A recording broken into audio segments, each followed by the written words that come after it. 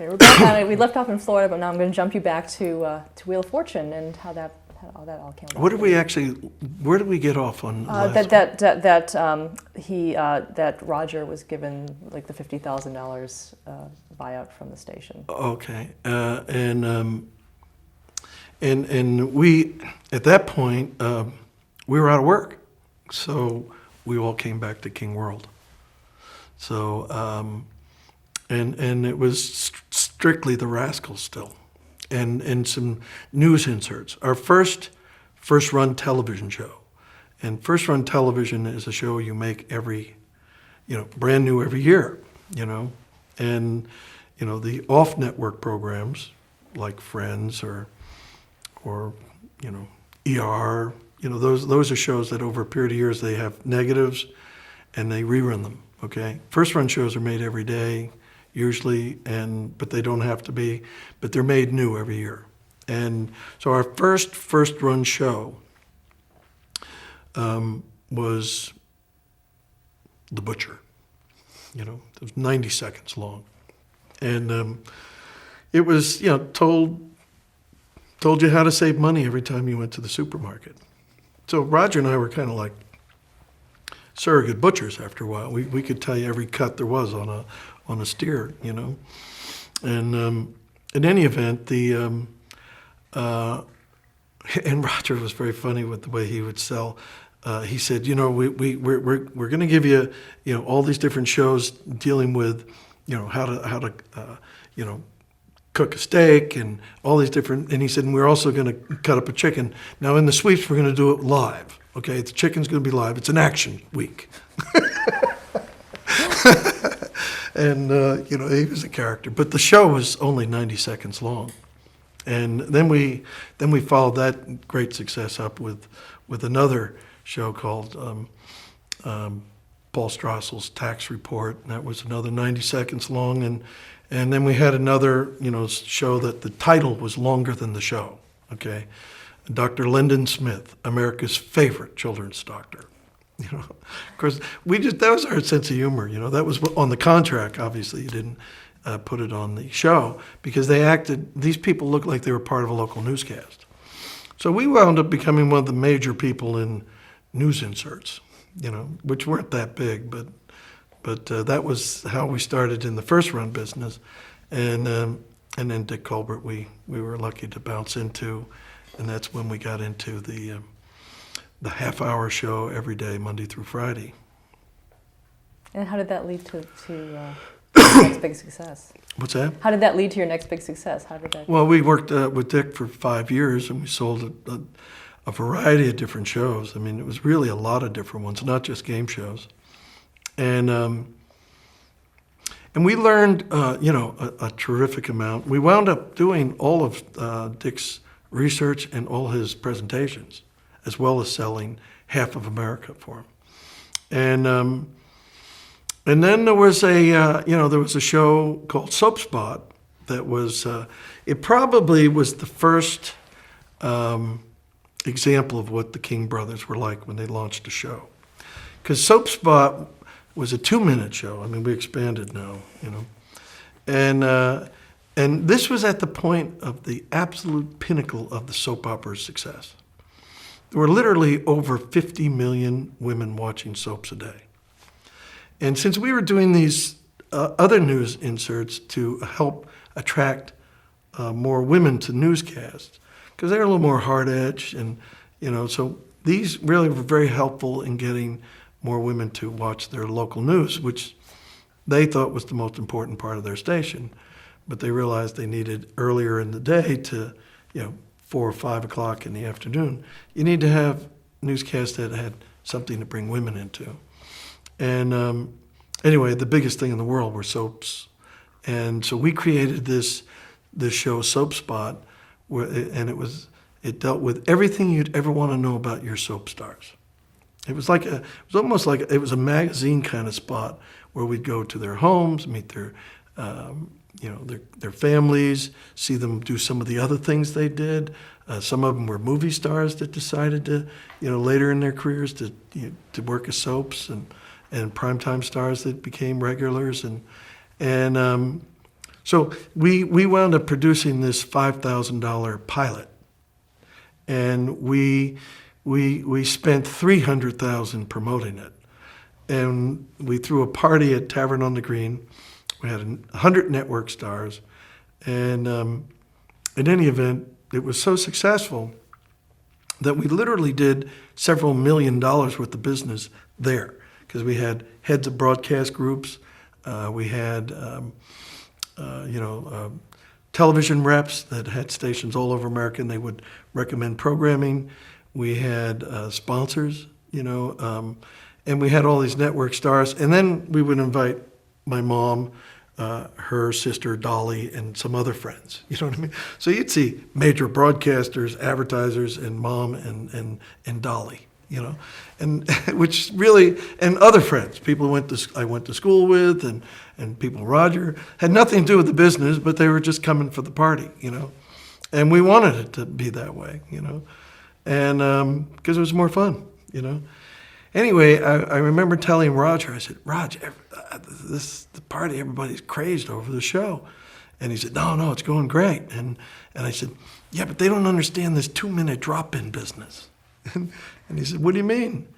I said, well, they think it's a half-hour show every day, Monday through Friday. And he said, well, what the hell, let's make it a half-hour show.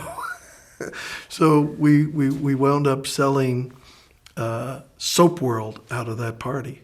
So that little 2-minute show generated enough money to develop another show that we were partners with Barron Enright on, and that was our first half-hour show that we produced, and it was our concept. And it's a long story, but it didn't work with the Barron Enright group because they were game people, and nobody really understood the soap operas from that group.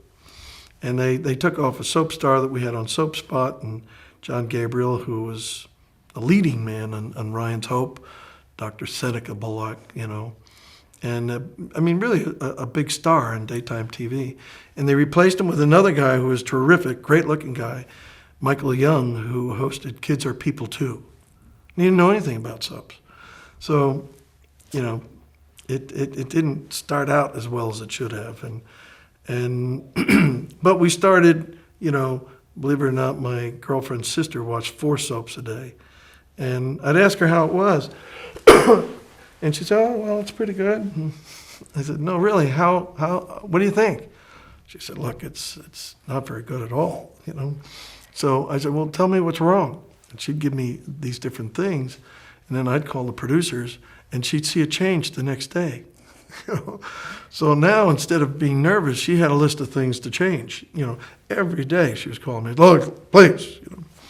But the show started going like this, But unfortunately, it was a very expensive show, and there were some stations that took it off the air, and we had a rating book come out in November, which mixed bag, and we had to pull the plug on the show, and we got fired from Barron Enright, because it created a lot of heat. And we personally, King World lost $1 million, so that was a big deal to a group of all the company was equally owned by all of us, so 6 kids and their families. That was a real serious loss, and so we were fired. It was really, got somewhat acrimonious, and because they were going over budget, and in any event, we wound up at that point picking up Wheel of Fortune. So when I had talked about Wheel of Fortune, and we in January of '83, we didn't have very many markets available. Most of the other competition sold their shows for the following year, and I just come off of this colossal financial loss, and we got fired. So next thing we were picking this new show up, and I was very concerned that we weren't going to be able to sell it in enough markets to actually cover the costs. Well, how did it come to you? We went to Merv. It didn't come to us. Excuse me. When you get fired, you need something else to sell, and we only had the news features and the Little Rascals. So when we didn't represent Baron Enright anymore, which we weren't, I wasn't upset really with being fired. The shows weren't as big anymore, and we were working on a small commission, and it really basically, after a while, only covered expenses to travel. We didn't really make a lot of money from it, except it did get us into those markets to sell our other product. And so now we lost that. And but we had a lot of receivables over a 4-year period, and we were risking those receivables. You had 6 people that were equal partners. We had $8 million coming in over 4 years. So you're talking about, what is that, $2 million a year, and you have to pay, your overhead and then whatever's left in taxes. It really wasn't as big as you would think when 6 partners are involved. And so I was very concerned that we were going to run out of money because it was only in 4 years, and everyone was so dependent on the company. I wasn't per se because I was single. Roger wasn't really. And my brother Bob, had worked for NBC and a number of other major companies. So 3 of the 6 wouldn't have had a problem, but the other 3 would have. And they were the ones that 2 of the 3 had families and kids and what have you. So it was a lot of pressure. And so here we are going into this convention. We had this show we had to pull the plug on. We've lost over $1 million. We just got fired. We don't have any shows to sell. and I'm coming in with this brand new show, and most of the markets are sold, and we don't have any sales. And we're going into a convention, and one of the big sales, my brother sold Detroit. Roger sold to WDIV and took Tic-Tac-Toe off the air. So it was Joker's Wild leading into, it's the other way around. He took Joker's Wild off and sold them for the following fall, to Wheel into Tic-Tac-Toe. That was a very important sale. It was for probably a third of the budget. And we plus there was it was kind of poetic justice, Here's a group that fired us, and now they're off the air, And we actually, by the way, targeted them. They lost a lot of markets. As a matter of fact, they'd hired, Global Television Sales had hired another sales company to take over our spot, and it was a group called Orion. Excuse me, Orion Television, and Dick was a very dramatic guy, and he was telling the salespeople that make no mistake about it, you're up against the best, smart, hardworking, motivated people. You have to get out there before they do. And these people never heard of us. What's their name again? And because we hadn't signed the contract, he got them fired up, and they went in and they sold all these markets, and we didn't sell any because we didn't go out and try and sell it until we had the contract signed. Remember my dad's situation where his hand was his contract and his word was his bond, and he had a lot of people take advantage of him. But we had the same thing in radio in Worcester. We had the same thing in the all-night show down in Florida, and we were damned if this was going to. And we had, some problems with the Baron Enright group too. And we said, I'd rather not get the show than get it and lose it. Okay, so we held out for the contract, and which was really, really important. And later on, because that's what we wound up selling, our rights to those contracts. And but in any event, they wound up selling somewhere around 60 markets, and we were 0. Okay, so actually, yeah, they had 60 renewals, King World 0. As soon as we signed the contract, they never got another renewal. We took the rest of the country. So, and which really was pretty wild because, you know, it was, you know, pretty aggressive, you know, on both sides. And to take Joker's Wild off in Detroit for north of $1 million with the host as the partner of the company created a lot of problems, I think, within that company, and certainly, you know, was a big boost to the show because it really made it legitimate. But so we're going into the convention in the March of '83. This is NAPI? This is NAPI. So we just was fired because of our partnership with Soap World. We lose $1 million. We're trying to pick up another show. Family's not too excited about another new idea for me. And we had no sales. And we, you know, we're now trying to, you know, announce a go with no markets. You know, I can tell you that those were interesting conversations, you know, with the family. And but in any event, we sold these 4 markets. Detroit was the big one. Then we sold Columbus, Ohio, and Providence, Rhode Island, and Buffalo, New York. 4 unusual markets to sell and announce a firm go. But we knew we had to have, stations had to know when they bought this show that they couldn't wait a few months, you know, let's say June, and find out the show wasn't going forward. So we had to commit to the productions so that they would buy it and they knew they had a show. Whether it was sold in 100 markets or not, didn't matter. They were getting that show. And so it was risky. So we're going into the convention. We had all those things going on, and then I spoke to my mother and I discussed this pressure of, you know, this financial problem, and she said, "You go forward with those shows. You boys are the best salesmen in the business." And anyway, that really gave us the, I guess, the confidence to move forward with going forward. And she told me, you know, that she thought Pat was getting better because there was a new host. Chuck Woolery was on there for 9 years.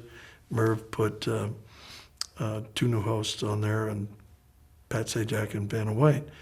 But they were brand new, and if you watched the show, you were used to the other hosts, Susan Stafford and Chuck Woolery. So it took a while for them to really kind of get their own following. And this was first early months of that. And but my mom said, you know, Pat's getting a lot better. You know, I really like him a lot more. And she said, but if you can do something with Alex Trebek, you know, he is really fantastic. And then she died a few days later. And I have to be honest, I forgot about it, you know. But we went into the convention, the lowest lineup ever of anybody with a show going forward. And there were 400 and some shows that went in, and one show miraculously came out, and that was Wheel. And a few weeks later, we met with Merv, and we talked to him about Jeopardy, and we acquired the rights 6 months before Wheel premiered. And Jeopardy wouldn't premiere for another year and a half. So March of '83, we have Wheel, which was premiering 6 months later in September of '83. And by the way, we picked up Wheel of Fortune for $50,000, recoupable. Well, what attracted you to Wheel to start with? It was a great show. But just to put this all in, you know, to finish the thought, so 6 months before Wheel premiered, game shows weren't considered viable at all. The short lineup we were having, most people said the show wouldn't go forward. And then we picked up Jeopardy, you know, 6 months with this tiny lineup, and of course everybody thought Wheel was a joke.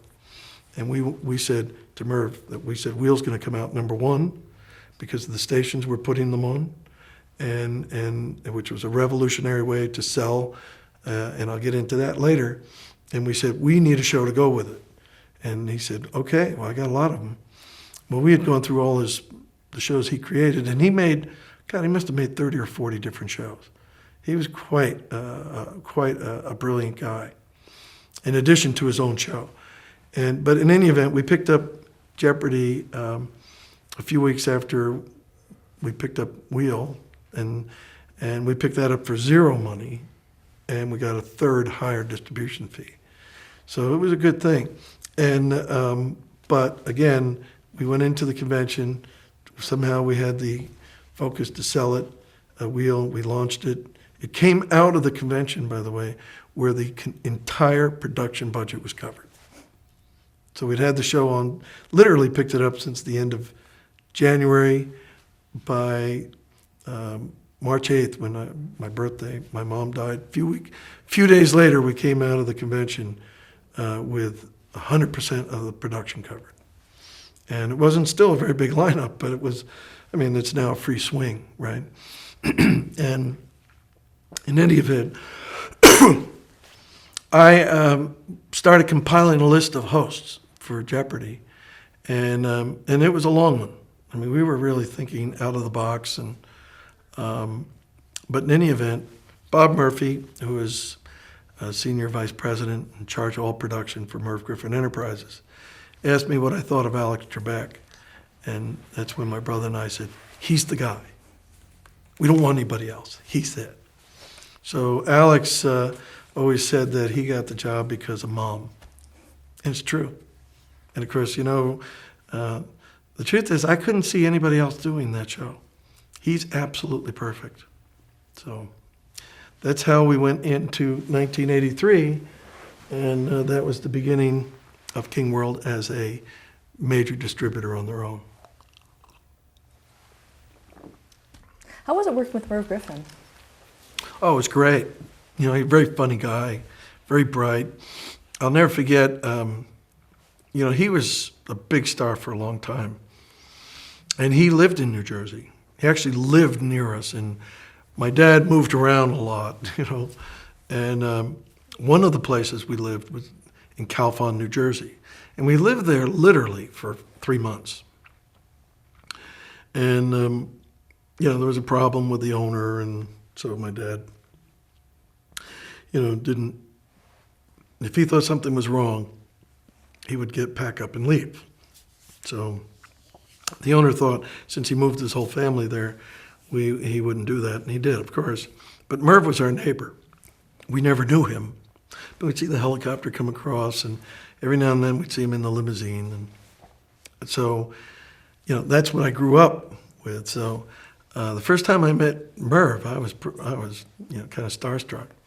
But we loved working with him. He was, like I said, he was incredible professional, but very funny and knew everybody. And I walked in his office one day, and he was on with President Reagan, and he said, I'm on with the president, Michael, I'll be right with you. And I said, oh, okay, tell him I said hello.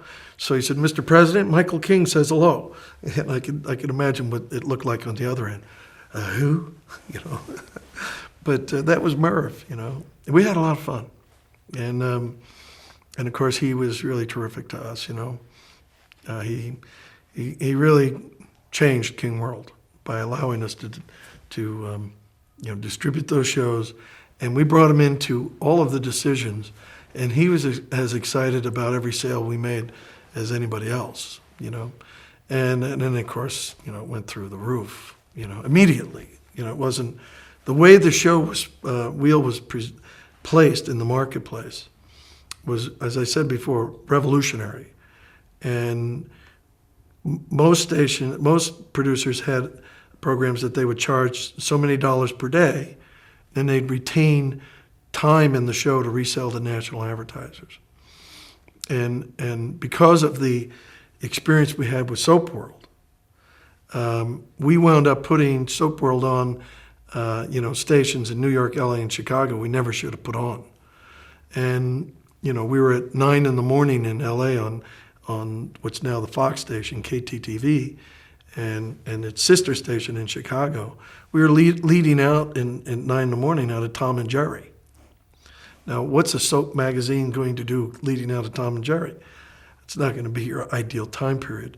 And in New York, we were on WOR, and WOR had only, war movies and sports. They had the Mets, the Yankees, hockey, and John Wayne Theater. You know what I mean? So we were on there as well, because if you were to sell advertising to the major advertisers, you had to have New York, LA, and Chicago, as well as another 80-some% of America, because you were selling a network to them.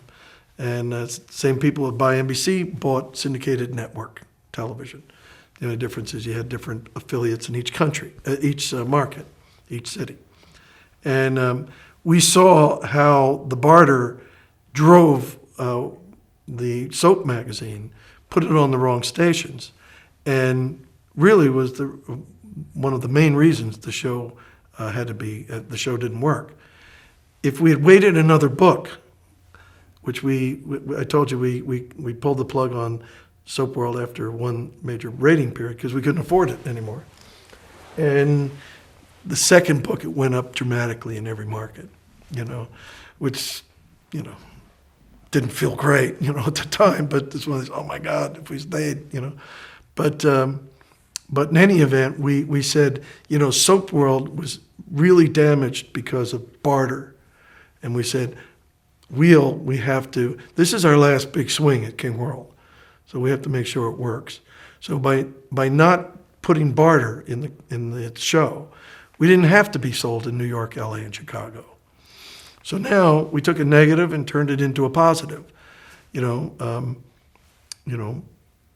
Stations, if they bought Wheel, actually had more time in their show to sell. Another 30 seconds or more. And with Wheel's case, it was 30 seconds. And but in any event, and we'd walk into a broadcaster, and they'd say, "What percentage of the country are you in?" Because again, that's what everybody was promoting because of barter. We're in 75% of the country. We're in 80%. You see them in the trade ads now. And we said, well, what do you care what percent we have? And they said, well, general manager would say, well, a little defensive, huh? No, we're not. Do you care what the distributor sells to national advertisers on your station that you don't participate in? No. I said, well, that percentage is only for the advertisers. It's a totally different rating. It's NTI, which is network television, not syndicated. So you shouldn't be concerned with that. You should be concerned with, what's your budget, where are you producing it, and who bought it? And he said, well, what's your budget, where are you producing it, and who bought it? I'm glad you asked, And we had some good stations. We had the best broadcasters in America buying it, and we only sold stations that were number one. And we had the dominant news stations leading into Wheel, and so because we didn't sell any inferior stations or good stations, but an independent station would be great with children's programming. It wasn't a network affiliate, which is really where First Run really primarily, almost exclusively was on. And so in any event, by that experience net of putting barter in the soap world, cost us a fortune, and we saw it lose. And the next one we said, we're going to take this out, we're going to handpick our stations, and the first book will be number one. And that's exactly what happened. So you knew right off the bat that this model would work? Well, we had John Dempsey, who's still with Variety. He's a great journalist, and I called him up and wanted to tell him about all this great success we were having. This is before Wheel premiered, and we had lunch at this restaurant in New York. It's really kind of a funny story. Because we went after the rush hour. So we literally were we were almost the only people in the restaurant, because we ate a very late lunch. And so anyway, he said to me, Michael, do you really believe that Wheel of Fortune has got any shot at all? And I said, John, I'm going to tell you that you see that main table in the middle of the room, the big one? He says, yeah. I said, that's where all the main syndicators are. Those are the guys that deal with primetime access. I said, it's Viacom, it's Paramount, it's Telepictures, it's Barry and Enright, it's Westinghouse. Those are all the major players. They're all sitting at the same table. I said, we're sitting at a table next to the kitchen, okay? They haven't acknowledged me, but they all know I'm in the room. And he said, why is that?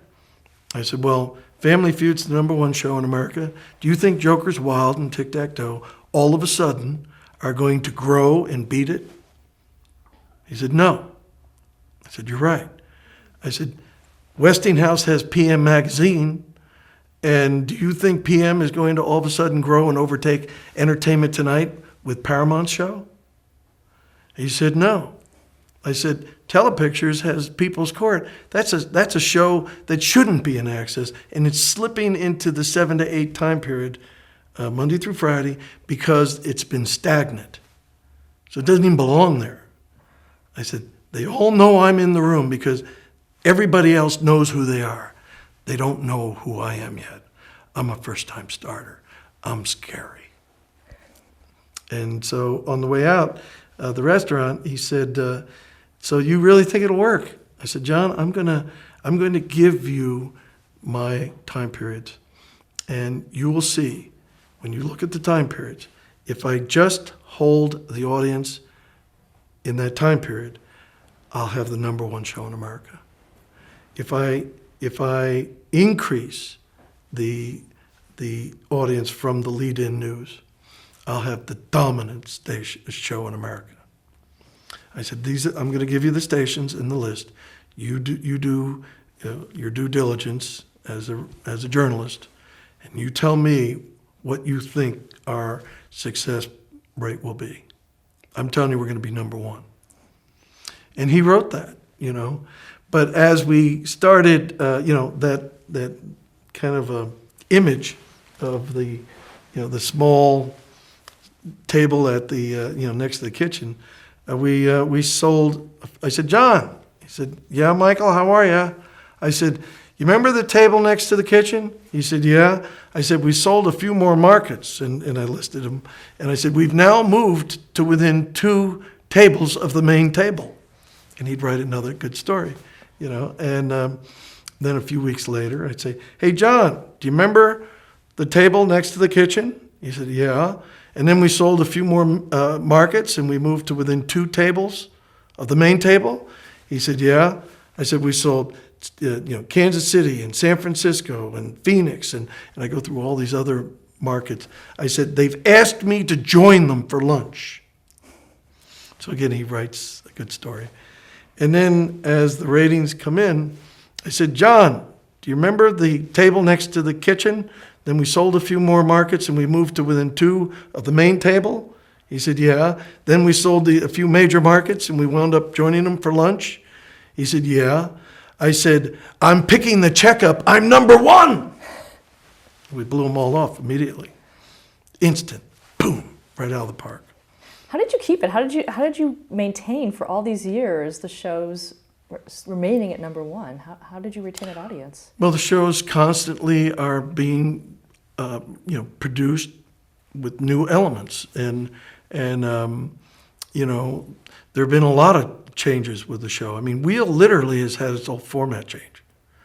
At one point, it was strictly a shopping show, where you'd actually win money and then you go on a shopping spree. Well, we got rid of that, and now you play for cash. They added, contestant searches, and where we go all around the country every day. They're somewhere else. We had personal appearances. We literally take the show on the road. And then on top of that, we continued to promote the show very heavily. And, it wasn't uncommon for King World to do over 4,000 personalized promos a year. We were constantly talking to our affiliates about, updating the promotion.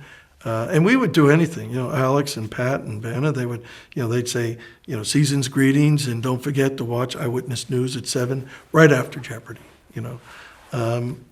Or whatever we could do, we would promote. We had people that were in the show. We'd promote them locally and regionally.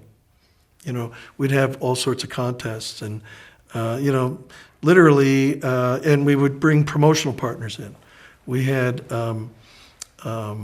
Pizza Hut became and PepsiCo became a partner during the Gulf War in 1991, and we had an element where you could play the puzzle at home. We'd add different letters, and you would send them in, and if you got the right phrase, then you would go into another drum. And that was the most successful promotion ever in the history of the United States for Pizza Hut. And it was the most successful promotion for 900 number business, because we not only let you play at home, but you could call up and give them your pick. They'd give you the letter, you'd give them whatever the expression was. And if you were correct, you would win $1,000 for the holidays, because this was Toys for Tots, and the Marines had gone to fight for our safety in the Gulf War. Their number one charity was Toys for Tots, so we picked up the baton from them. And so people were playing at home. If they got to play with their favorite show, if they won, they could win $1,000, and we gave millions of dollars away, by the way.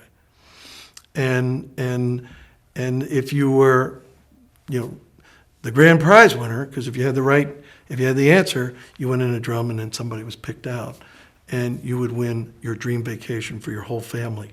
It'd be an amazing trip, all through, through a lot of different locations, including the Caribbean, Disneyland, and then, different spots around.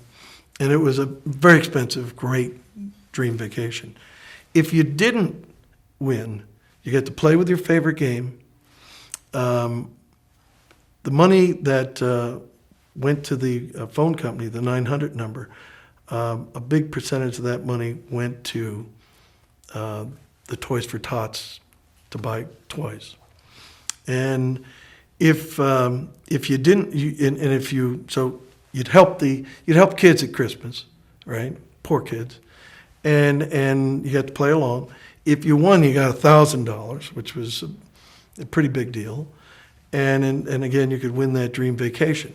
But if you didn't win anything, you were able to get $5 worth of free food at Pizza Hut. And the call cost you $4. So it was a win-win for everybody. And Pizza Hut, I structured it that you couldn't get the $5, the pizza, and the Pepsi. You had to get one or the other. So if you were in before 4, you get the free Pepsi. If you came in after 4, you'd come in, you'd get the free pizza. But you wouldn't get the Pepsi, So you had to come in Pizza Hut twice to win.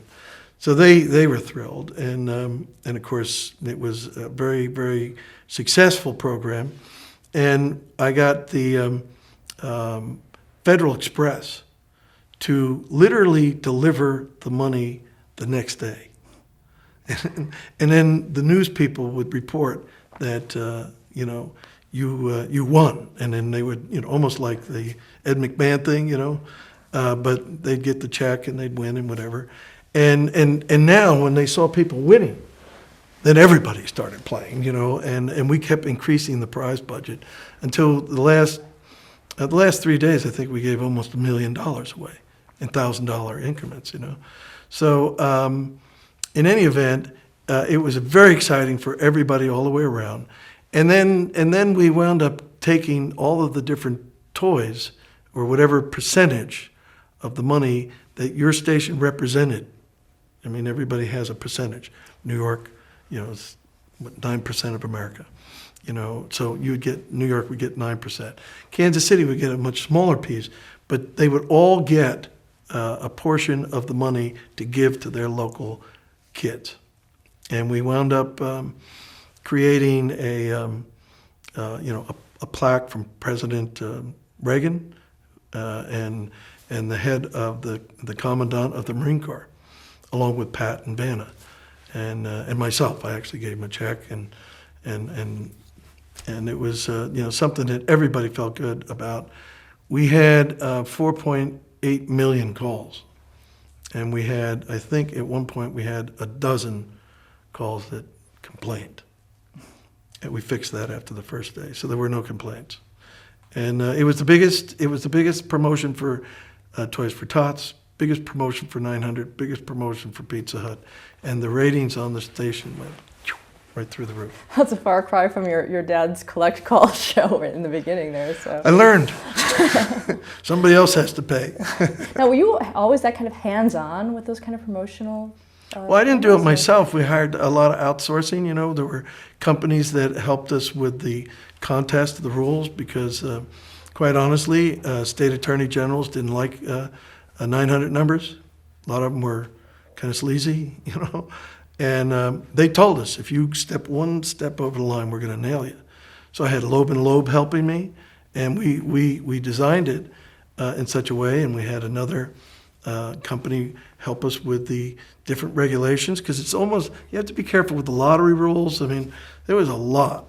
We had a team of people working together, and along with King World, the outside vendors, Merv Griffin, and the Wheel of Fortune group, as well as Pizza Hut. I mean, it was a really cumbersome group. And then I threw in Federal Express, and I wanted them to, I actually made a pitch for them to do it for free. And they first of all, they'd never done anything like we're talking about. They said, that is a breakthrough, but don't even consider free again, okay? And they stopped taking my call personally. So they talked to my other people, and they said, you better stop that one. I said, oh, okay. So we left it alone. But I wanted it to be successful for the charity. And it was in layers. The more it started going, the more exciting it got, and then we kept adding more things, and until finally, it was, something I'm very proud of, and everybody was proud of it. Every general manager took great pride in the fact that we raised more money than ever in the history of the Toys for Tots, and the publicity and everything else. And they were going to have to abandon it that year because the Marines were in the Gulf War. So, no, it was a terrific team effort, and it was a lot of fun. And that was our first contact to General Schwarzkopf, because the Marines and everything. We'd read an interview that he said his two most favorite things in life is a great, steak, charcoal broiled on the outside and rare on the inside, and Jeopardy. So here I am sending. In fact, I have a letter here somewhere where we sent him a board game at the at the headquarters of Desert Storm, and he wrote me a note back saying, "Look, it's fantastic, thank you, but don't ever, consider me for the show. I would never do that." And I sent him back a note saying, "Please send the games back." I said, "The only reason we sent them to you is to practice." Anyway, he loved the game, and we ultimately got him on Celebrity Jeopardy. And he was nervous as could be, but he's a very, very smart guy. And he won. So now he's really happy, But yeah, I like doing things. By the way, both Roger and I were hands-on, that was the hard part for any employee to argue about, putting long hours in. We were there before and after they left. Now, how did you and Roger split your duties at this point? Quite honestly, they were very, they were very kind of, they were melded together, I certainly wouldn't do anything without talking to him, and he wouldn't do anything in sales without talking to me, because we were both really brought up as salespeople. Roger was a very creative guy, and so it was really terrific to have somebody of his great talent to talk to, and somebody that knew me. He knew me, since I was born. I mean, we were very, very close, and he was my partner for 35 years, and so we, like I said, I went to work at a radio station. He came in. We quit our jobs and went across the street. My brother Richie and I, and then I went to work at King World, and he was calling me about this TV station in Miami, how great it was, and wanted me to come down. I said, well, Roger, if I leave, the company there's nobody else can take over.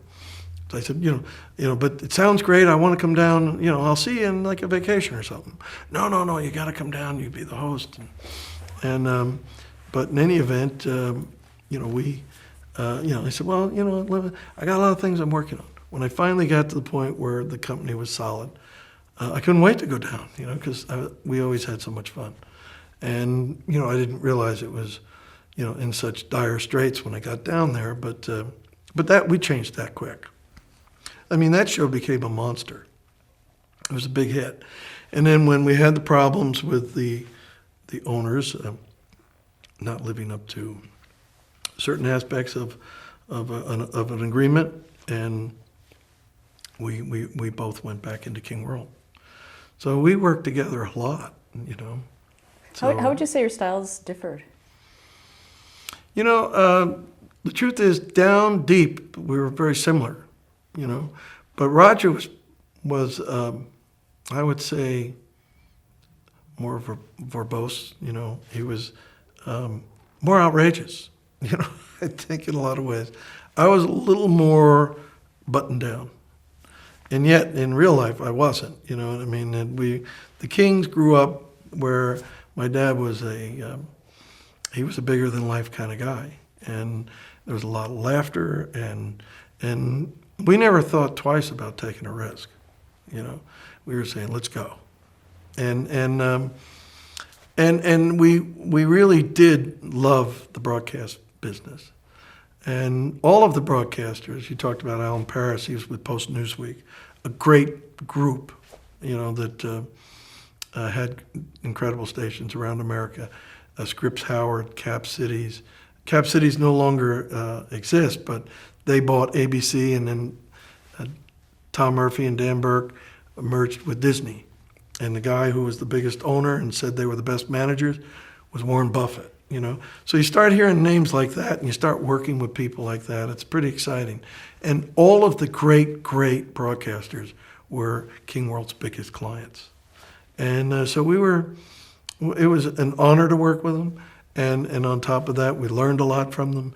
And they also thought we were pretty special. And as I said before, we believe in loyalty. And with this last renewal that Roger had, ABC ABC Cap Cities will have had Wheel of Fortune currently for 30 straight years, and they have it through 2011. So you can always sell your show across the street for more money. But the truth is, it's not the really good business decision. It's not the loyal decision, for sure. But it's also not a good business decision, because the thing that is most detrimental to any program is changing time periods. Changing stations is almost lethal. So, and of course, we were on the best stations, but we said that a TV station will not lose Wheel or Jeopardy or Oprah or any show we have. They have to give it up. That doesn't mean you can't throw one through the roof, but you probably won't get it. And we want you to know that going in. And so I would say the percentage of stations that lost it was minuscule. And as I said before, Cap Cities bought shows from King World since 1978. Literally, 7 to 8, Monday through Friday, from 1978, has been a show King World sold them. That's pretty wild. And Roger kept that philosophy when we sold the company to CBS. And he told Mel Karmazin, who was the CEO, he said, if you want me to stay, then we have to be Switzerland. I am not going to take shows away from clients that have been terrific to us. And secondly, we're never going to get any other shelf space if we take the hits away from people. Why would they put on a new show? No, we tell people that if you buy this show, you can keep it as long as you want it. Now you're going to have to pay a lot more money than you did in the beginning, but you will not lose this show. And if you want me to rip it away from Oprah, from ABC, and put it on CBS, then I'm not going to continue to stay here. And he said, hey, I like Switzerland. And that's what Roger did, and that was, CBS took over in 2000. Same station, still own these shows. And that was, they bought them through 2011. So from the time CBS bought it, from the time Viacom bought CBS and King World, 11 years later, CBS stations still didn't get those shows. And Roger used to tell them, look, you can get it, but you probably won't. And I can tell you, they were pretty upset. They said, if I had Oprah and Wheel and Jeopardy, I'd turn these stations around. And Roger said, well, go bid for it, but just remember. So I'm proud of that, and you know something, that's what the business used to be. It doesn't seem like it operates that way anymore. Well, going back to when you first became number one, what did that do on a business sense for King World? How did you expand the company? What were you looking to do at that point? Oh, we were a tiny little company in Summit, New Jersey. We literally had, I think we had 11 employees. 6 of them were kings.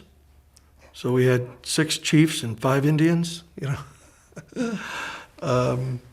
was a pretty tiny company. So when Wheel really worked, the fact that we had a show to go with it, Jeopardy, Merv and King World did a pilot a few months before, Wheel premiered. So that takes a lot of guts to produce a show for a lead out of a show that hasn't premiered yet, because you say it's going to work. Merv bought our act, took line and sinker. And then secondly, the pilot, we didn't like it. So it was almost a $200,000 pilot in the summer of August of 1993. 1983. What was wrong with it? It just, pull cards, and it was not quite what we wanted. Electronics was becoming a big thing. So we said, look, we don't want this show. We want to do it again. And they said, well, at least show it to somebody. And we said, all right, well, we'll show it to a few people. But it's not a good idea to show people and tell them, what do you think? We want to go in there and tell them this is exciting, Anyway, so Roger and I, we just kind of put the show on the shelf for a week, And we came back and said, nobody likes it, let's do a new one. And so we produced another one before Wheel premiered for $450,000. So and it's the big wall of monitors, and I'll never forget. Bob Murphy he said, you said increase the budget on Wheel, and now we're doing the second pilot. He said, I've gone through the entire prize budget already for the year. It was the first week of October, and he's got this huge production coming up, and there's no ratings yet, And anyway, he was popping nitroglycerin pills, and he was saying, my neck is sticking way out there, and I said, stick it out further, And he said, I thought you were my friend. And here we are, we're kind of like kids. I'm 35, he was probably 55. And I said, we are friends, He said, well, why are you telling me to stick it out further? I said, because it's going to work. It's going to work big. And he did it. And, of course, the rest is history. No one expected us to have a show that worked in a few months. And it premiered in September. By December, we had the #1 show in America. Nobody anticipated a brand new show like Jeopardy with a pilot and everything, literally days after the book came out. And so because of that, we were able to launch Jeopardy, just phenomenally well. And of course, you know the rest.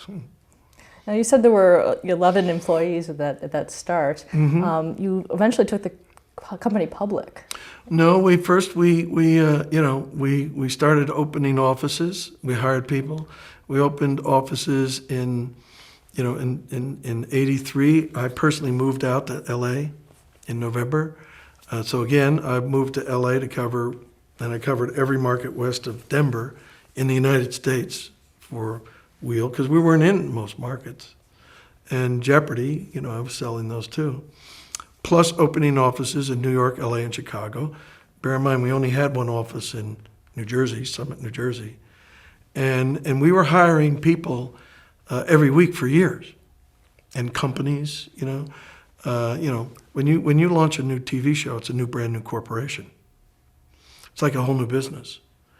And so we had, Wheel that premiered. Jeopardy was coming out. We were opening offices in all those major markets. We opened a barter company. We opened an international company. We were spending and planning to go public later in that year, in '84, near the end of '84. So a lot of things we had to do, including 3 years of financials by a big 8 accounting firm, which, one of the reasons these archives are good, because you start hearing names and you say, well, who are they?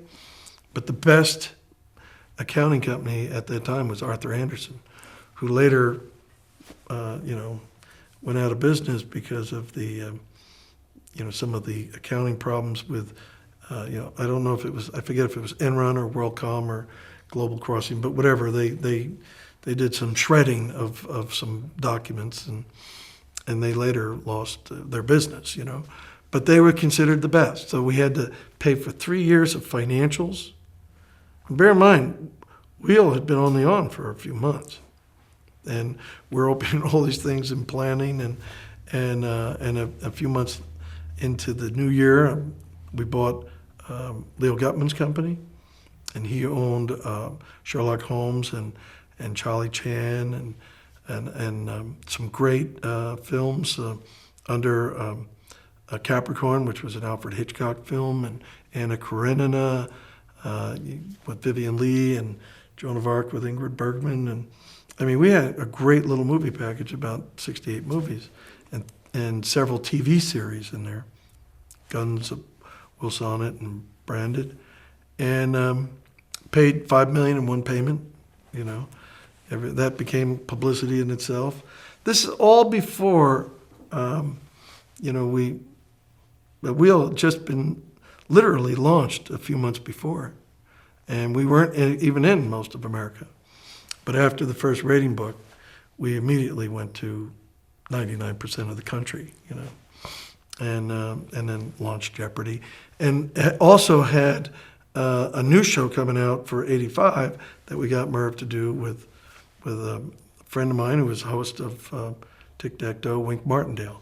He created a show called Headline Chasers. And so we have all these new shows and buying companies, and we wound up going public, at the end of the '84, December of '84. Stop there to change the